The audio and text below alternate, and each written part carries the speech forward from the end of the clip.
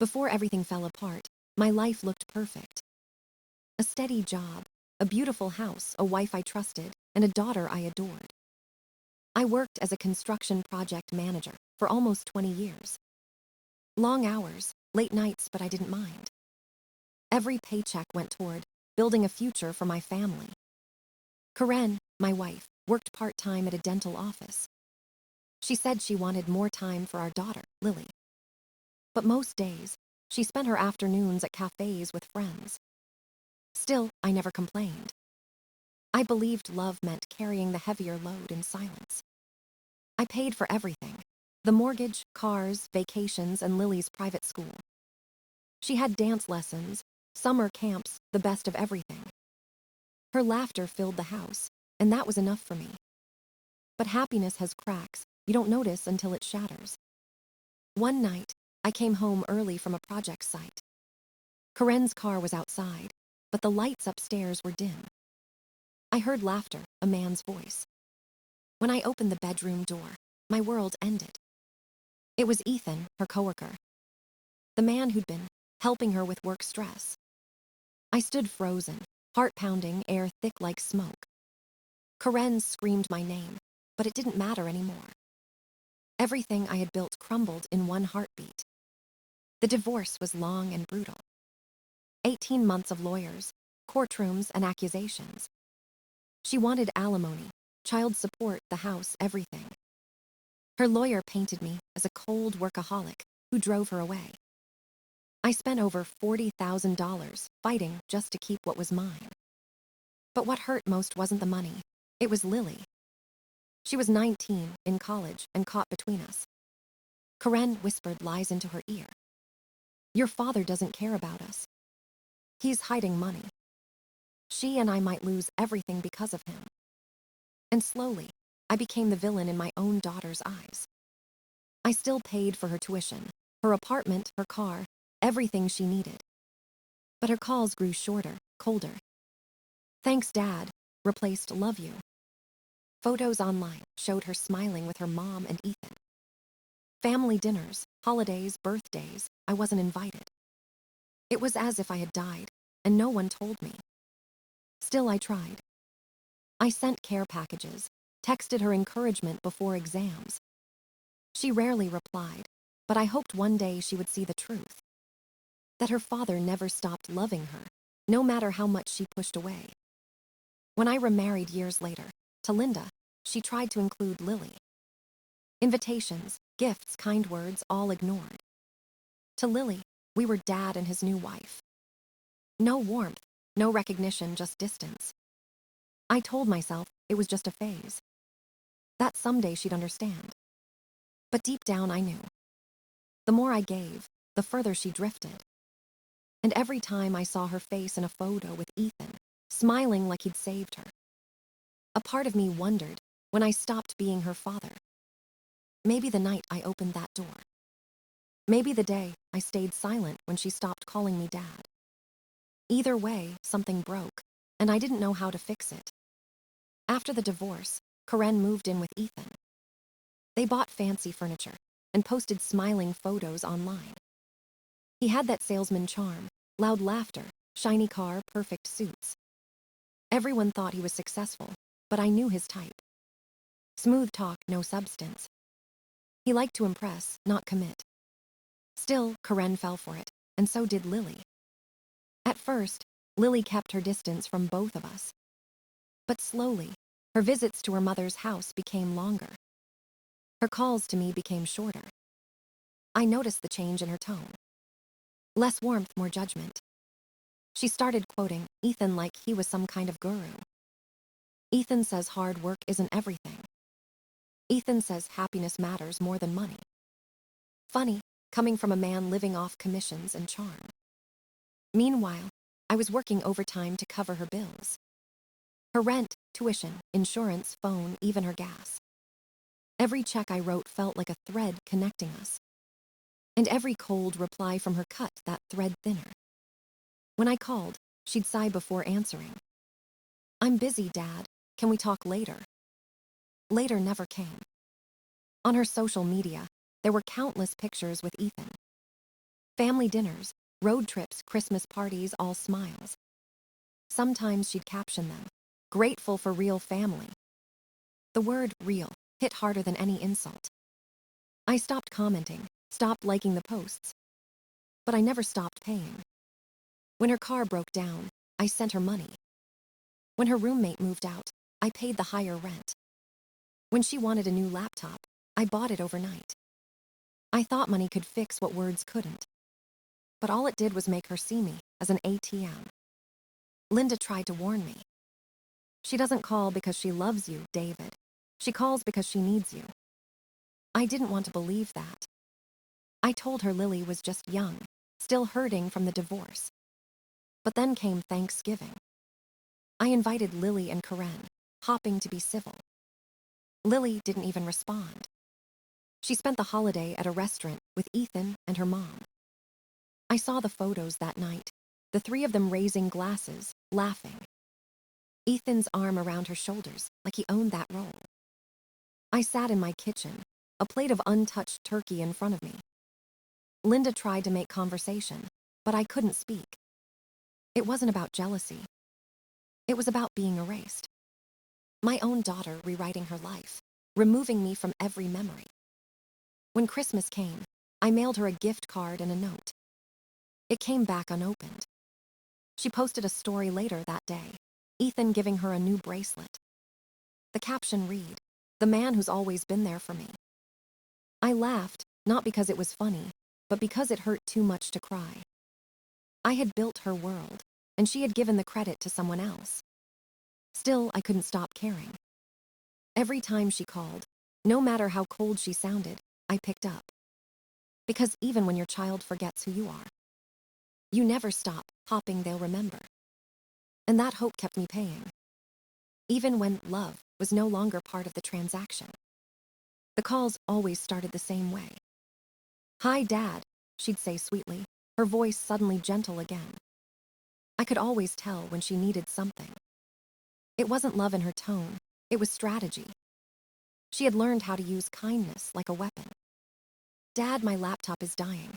I need a new one for school." She sent me a link, a brand new MacBook Pro, fully loaded. $2,500, gone in a click. A week later, "Dad, my friends are going to Cancun for spring break." Her voice cracked as she spoke. "I don't want to be the only one who can't go." $3,000 for flights, hotel, and spending money. I told her maybe she could save up from her part-time job. She said she was too busy studying. And just like that, I caved again. I told myself it was for her happiness. That maybe one more yes would bring us closer. But every yes only pushed her further away. Then came the car issue. "Dad, my car," making weird noises. "I'm scared to drive it." I offered to pay for repairs, $200 maybe. She insisted she needed a new one for safety. $8,000 later, she posted a photo. Her caption said, "Finally bought my own car." Not a single word about who actually paid. Still, I said nothing. Because silence was easier than starting another fight. "Dad, I need new clothes for interviews," came the next call. $1,500 for professional outfits. She called it an investment in her future. It felt more like a withdrawal from mine. Every time she asked, she made it sound like a test. As if saying no would prove I didn't love her. So I kept saying yes. Yes to everything, to her comfort, her pride, her illusion. Even when it hurt. When she wanted to study abroad, I hesitated. "London is important for my career, Dad. Everyone's going." $25,000 for tuition, flights, and housing. I paid again. And I watched her photos flood social media. Paris weekends, shopping sprees, champagne brunches. Not one picture of a classroom. Not one mention of gratitude. People commented, "Your parents must be so proud." She replied, "I'm lucky to have a supportive mom and Ethan." My name never appeared. I stopped scrolling after that. I started working extra hours to cover the mounting costs. Linda worried about me, said I looked tired. But how could I explain that my exhaustion wasn't from work? It was from chasing a daughter who kept running away. I convinced myself that money was the bridge between us. If I stopped paying, the bridge would collapse. So I kept building it, plank by plank, dollar by dollar. Until one day, I realized something terrifying. It wasn't a bridge anymore. It was a leash, and I was the one holding it. And no matter how tight I held on, she had already slipped free. The night of her graduation, I felt proud again. 4 years of hard work, and she had finally made it. I rented a private hall, paid for catering, flowers, and decorations. Friends, relatives, and coworkers filled the room with laughter. For a moment, it felt like family again. Lily looked radiant in her cap and gown. I watched her smile, remembering every late night I stayed awake paying bills. Every moment of doubt that I swallowed just to keep her dream alive. When she took the stage to speak, my heart nearly burst. She thanked her professors, her friends, her mother. Then she paused, smiled, and looked toward Ethan. "I especially want to thank Ethan," she said softly. "He's been the father figure I needed during these crucial years." The room went silent. Her words echoed in my head like thunder. Ethan nodded proudly, placing a hand on her shoulder. I felt my chest tighten, but I forced a smile. Everyone glanced between us, unsure what to do. Linda reached for my hand under the table. Her grip was strong, grounding, but my heart still shattered. I had just written a check for her last tuition payment. $180,000, and not one word for me. Not one. I clapped with everyone else. The sound felt hollow, like applause at my own funeral. Later that night, I sat in the car while the others celebrated. Through the window, I saw Lily laughing with Ethan and Karen.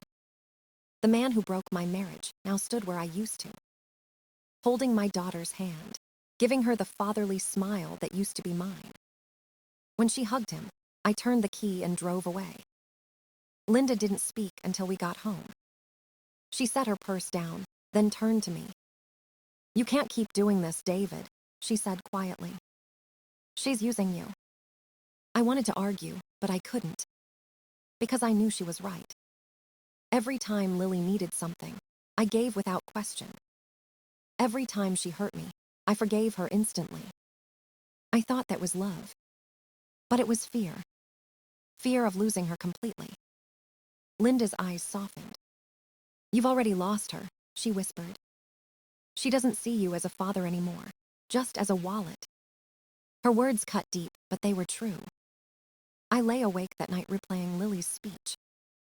That single line kept stabbing through my thoughts.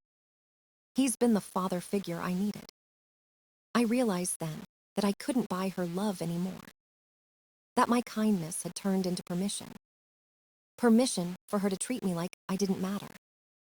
The next morning, I made coffee and stared out the window. The yard was quiet, the sky pale blue. Somewhere out there, my daughter was celebrating with another man. And I finally understood something painful and simple. Love without respect is just charity. And I was done being the donor. When Lily called a few months later, her voice sounded different. Excited, almost cheerful, like the little girl I used to know. "Dad, I have amazing news," she said. "Mark proposed. We're getting married this summer." For the first time in years, I felt hope. Maybe this was our chance to rebuild things. We talked for nearly an hour, laughing about venues and plans. For 60 minutes, it felt like I had my daughter back. Then came the quiet pause I knew too well. "Dad, we're hoping you can help with some of the wedding costs." I smiled, ignoring the warning bells in my head. "Of course, sweetheart," I said softly. "Whatever you need." That single promise became my next mistake. Within weeks, the expenses started rolling in. The venue alone was $15,000. Then came the upgrades, premium lighting, special linens, sound system. Every decision was already made before I even heard about it. Mom and Ethan were in every photo Lily posted online. Venue tour, Tasting dinners, daycare meetings, all smiles. I wasn't invited to any of it. I was only called when it was time to pay. Dad, we decided to go with the enhanced lighting package. Dad, Ethan thinks the open bar is worth it. Dad, Mom helped me pick the perfect flowers. Every time she said we, it meant them, not me. The total kept climbing. $20, $30, $50,000. By June, I had spent $78,000. Every check I signed felt heavier than the last. But I kept telling myself it would all be worth it. That walking her down the aisle would make the pain fade. Then one morning, 3 weeks before the wedding, she called again. Her tone was nervous, almost rehearsed. Dad, I've been thinking about the ceremony, she began. My stomach turned. I've decided I want Ethan to walk me down the aisle. For a moment, I couldn't breathe. The phone felt heavy in my hand. Lily, I said quietly, I'm your father. I've been there for you your whole life. She sighed. I know, Dad, and I'm grateful. But Ethan, been the emotional support I needed. Her words sliced through me like a knife. Emotional support, I repeated.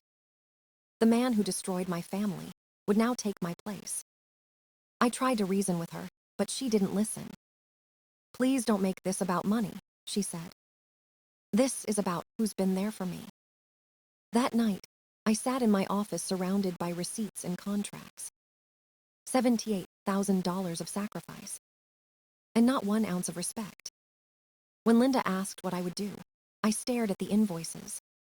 I'm going to teach her what consequences look like, I said. The next morning, I called every vendor. The venue, the caterer, the florist, the photographer. One by one, I canceled them all. Then I sent my daughter a message. If Ethan was the father she wanted at the altar, he could also pay for the wedding she thought she deserved. When I hit send on that final email, the house went silent. Linda watched me close the laptop, my hands trembling slightly. Are you sure? She asked softly. I nodded. For the first time in years, I felt peace instead of guilt. The next morning, I turned off my phone and packed a bag. We drove to a cabin in the mountains, no service, no noise. I slept better that weekend than I had in months. When we came back, my phone exploded with notifications. 47 missed calls, dozens of messages. The first one came 5 minutes after I sent the email. Dad, what did you do? Then another. Please call me. The venue says the wedding is canceled. By Thursday, her tone had changed. Dad, I think there's been a misunderstanding. Can we talk? Then Karen chimed in. Perhaps we were too hasty. Lily is reconsidering the aisle thing. I didn't respond. By Friday, the desperation turned to chaos. Lily's voicemail came through shaky and tearful. Dad, something happened. Ethan said he's not my real father. He refused to pay for the wedding. He and Mom fought and he left. I played it twice, sitting beside Linda. She handed me popcorn like we were watching a movie. Apparently, when real money entered the picture, Ethan disappeared. The man who was emotionally supportive vanished overnight. By Saturday morning, another voicemail arrived. Dad, Mark called off the wedding. He said he can't marry someone who treats her father that way. Her voice cracked, and for a second I heard the child she used to be. But the damage was done. I didn't reply. 2 months passed, and the fallout was worse than I expected. Karen lost her apartment and her lifestyle when Ethan left. She took on 2 jobs just to stay afloat. The woman who once mocked my work ethic was now living paycheck to paycheck. Lily moved back in with her. She slept on a pull-out couch and got a retail job at the mall. $12 an hour instead of $2,000 a month from me. She complained about customers, long hours, and aching feet. Reality had finally shown up at her door. When her car broke down, she called me again. I had blocked her number. She tried through relatives, begging for help. When no one caved, she sold the car for $800. Now she takes the bus 2 hours to work every day. Her glamorous friends stopped inviting her places. No more trips, no more champagne brunches. The photos stopped. The silence returned. Karen called once more, her voice brittle. Don't you think you've punished her enough? I hung up without a word. Because it was never about punishment. It was about letting them live without my money and my forgiveness. They wanted freedom. Now they had it. And as I sat on the porch that evening, watching the sunset with Linda, I realized peace doesn't come from being loved. It comes from finally letting go of those who never deserved it. Months passed, and the storm finally quieted. The calls stopped, the guilt faded, and peace filled the silence. I still thought about Lily sometimes, but not with anger anymore. I thought of the little girl who once ran to me after school. Not the woman who forgot, who gave her everything. Karen and Lily live their new lives now, learning the cost of choices. And I live mine, finally free from the chains of obligation. Some nights, I sit on the porch with Linda, coffee in hand. The air is calm. The world finally feels fair again. I used to believe love meant sacrifice without limits. Now I know love needs boundaries to survive. I gave until I disappeared, and when I stopped, I found myself again. Maybe one day Lily will understand what real love looks like. Not money, not gifts, but honesty and respect. Until then, I'll keep my distance and my peace. Because being a father isn't about what you pay for. It's about knowing when to stop paying for people who never saw your worth. And for the first time in a long time, I finally feel like a father again.